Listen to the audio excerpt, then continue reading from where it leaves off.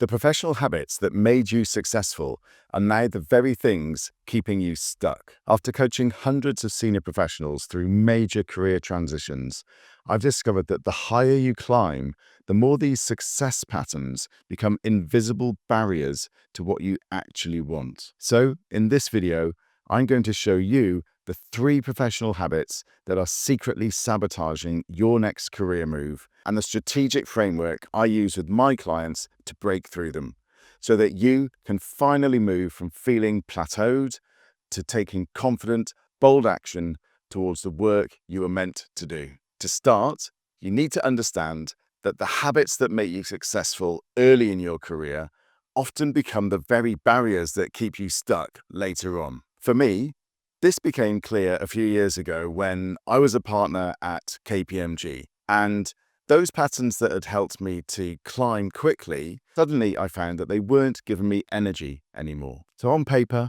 I was kind of at the top, but inside I felt a little bit empty, and the stakes couldn't have been higher. My whole identity was tied to the title of partner that I'd worked so hard to get. And my reputation was built on being successful in that environment. And I had financial security and status that most people would never dream of walking away from. But yet I felt restless, frustrated, and even a little trapped because I knew that I could keep doing the same kind of thing for the next 10, 15 years or so.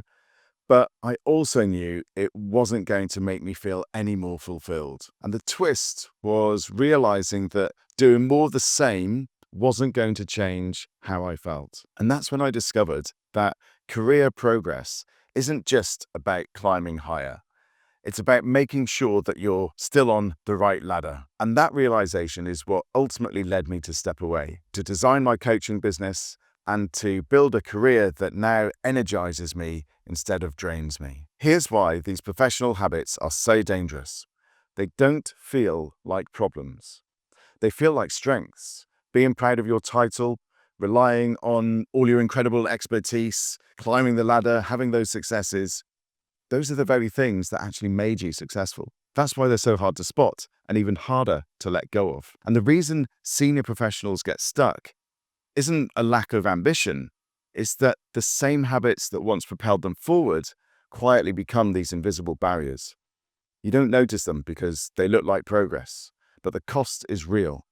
Years spent in roles that no longer excite you, maybe your energy is drained on work that doesn't really matter to you, and you have this creeping sense that, perhaps you should be doing something different, or perhaps you should be further along by now. So let's take a look at the first of these habits. This is where your role becomes your identity. So this habit is where you're defining yourself by your job title, the company that you work for, or the industry that you work in. And in many corporate environments, it develops because your status and your credibility are directly tied to your role. Maybe you're a partner, maybe you're a managing director, maybe you're a VP. And the higher you climb, the more those titles on your business cards become not just what you do, but who you are. Here's exactly how to recognize this habit in your own career. So if the thought of changing direction makes you worry more about what it would do to your status or your reputation than about what it would do for your own personal fulfillment, you're trapped by the title. Another sign on this habit is introducing yourself by your role before anything else. Maybe you're secretly wondering who you'd be without that title. The reason this habit becomes limiting is because it creates fear of change. You can be wildly successful on paper, but still feel stuck because leaving feels like losing your identity. You lose a part of yourself. So instead of asking, what do I want next? You keep asking, who would I be without this title? A bit like wearing a suit of armor that once protected you, but now it's so heavy, you can't actually move freely. What once gave you strength has become a weight that keeps you in place. But here's what you must not do. Don't try to hold on to the title while quietly convincing yourself that you'll find more fulfillment later. That just deepens the attachment. The trap is thinking that you can redesign your career while still clinging to the badge of honor. But your growth only comes when you separate your identity from your job title and you prove to yourself that who you are isn't defined by what's on your business card. One of my clients was a CFO, and he built his whole identity around his role and the company that he worked for. And on paper, he was doing really well. He was thriving. But most of his energy was going into explaining past performance and actually quite a lot of managing politics within the office. And it really drained him. And the breakthrough for him came when he realized that his strengths around humor, around kindness, around judgment weren't tied to this particular company at all. He actually quite liked being a CFO, but it was this company that wasn't the right environment for him. And once he leaned into those strengths around humor, kindness, and judgment, he found an opportunity that was so much more aligned to those strengths, and it provided him with the environment in which he is now thriving. So instead of being defined by the particular company that he worked at, which was a prestigious company, he began to define success on his own terms and found a role that really suited him.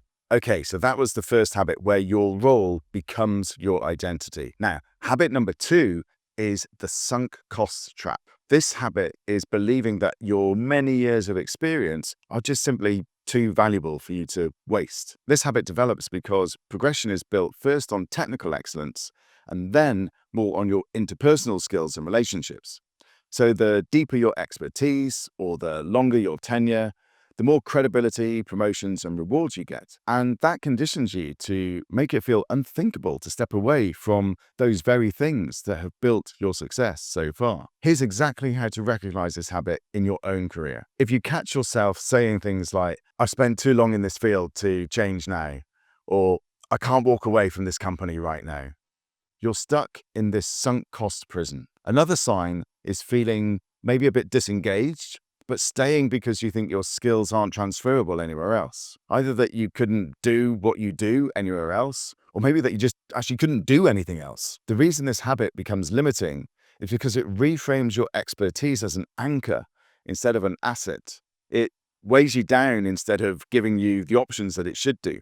So you convince yourself that the only option is more of the same, even when it no longer excites you. So it's like the anchor is made of gold. It's incredibly valuable, but if you keep resting in one spot, it stops you moving forward. Now, here's what you must not do when trying to change this habit. Don't swing to the opposite extreme and just dismiss your experience altogether. Some people try to break free by pretending that they need to start from scratch in a completely different field, but that wastes the very expertise that could be your springboard.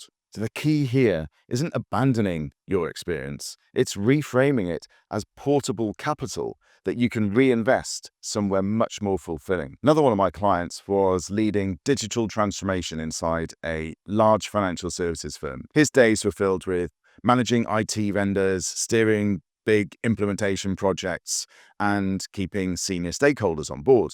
Really important work, but he found it really draining. He felt like he was constantly firefighting with little room for creativity. And that's the sunk costs trap, believing that his years of technical experience tied him to this one particular role. And the breakthrough for him came when he reframed that expertise as being far more portable than he thought about previously. He then stepped into a digital product leadership role where he was responsible for shaping the vision and building a team. And the difference for him was night and day, from kind of maintaining these legacy systems to creating new solutions that really energized him and gave him genuine ownership. Okay, so that was habit 2 on the sunk costs trap. Habit 3 is all about climbing the wrong ladder. It's where you take the next obvious step up the ladder. Maybe it's bigger clients, more responsibility, whatever the next promotion is. And it develops because from the very start of our careers, success is measured by progression. You do well at one level, and the default is to climb to the next. So over time, that rhythm conditions you to believe that the safest or the smartest move is always the next rung. And here's exactly how to recognize this habit in your own career. If you find yourself asking, "What's next?" and the only answer you can come up with is just another version of what you're already doing, just bigger, maybe with more pressure, more senior, you're caught in the next rung illusion. Another sign is achieving a step up on the ladder, but then quickly feeling flat again because nothing fundamental has changed for you. The reason this habit becomes limiting is because it keeps you stuck on autopilot. It looks like progress, but it's actually repetition, and you confuse movement with momentum. when really you're just running harder in the same direction, even if it's not where you want to end up. So it's like climbing a tall ladder, only to realize it's now leaning against the wrong wall. You keep going higher, but every rung takes you further from where you now want to be. But here's what you must not do when trying to change it. Don't assume that a bigger role, a larger team, or a more prestigious client will finally give you the fulfillment you're missing. That's an illusion. Each rung might look different, but it's the same climb. The mistake is equating more with better. The breakthrough here comes when you stop defaulting to the next step up and instead ask whether the ladder is leading somewhere you actually want to go. Another client of mine was a director in ESG consulting, doing exactly what most high performers do, taking on bigger projects, more clients, more responsibility every year. But each promotion and every new client left him more exhausted, not more fulfilled. His work-life balance collapsed, and he realized he was climbing faster but feeling emptier. And the breakthrough for him came when he admitted that the next rung wasn't the answer.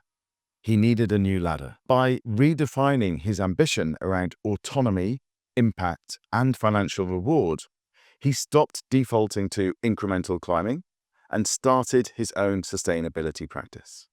So the result for him has been a career now with clarity, ownership, and energy instead of just a harder version of what he already had. So there you have the 3 professional habits that are keeping you stuck, where your identity is tied so closely to your role, where you have the sunk cost trap, where you've invested so much time and energy in getting to where you are in your expertise that doing anything different would seem like a waste, and where you keep climbing the same ladder even though you know it's no longer fulfilling for you. When you recognize these habits in yourself, it explains a lot. Why you can be successful on paper but still feel stuck, or why more achievement hasn't brought you the fulfillment that you thought it would. And the real danger of these 3 habits is that they're automatic. They run in the background like old software, but once you spot them, it's like holding up a mirror. You start noticing them in the meetings that you sit in the decisions that you're making, and the opportunities that you take. And once you see them, you can't ignore them. If you want to move beyond just identifying these 3 limiting habits to actually discovering the work you were meant to do, you need to understand something critical. Breaking these professional habits won't create lasting change unless you can connect to a deeper sense of who you are and the direction that will feel tailor-made for you. So watch this video next, where I reveal the strategic framework for discovering your authentic career direction, particularly for when you've been successful in work that now doesn't fulfill you, so that you can make your next career move with complete confidence.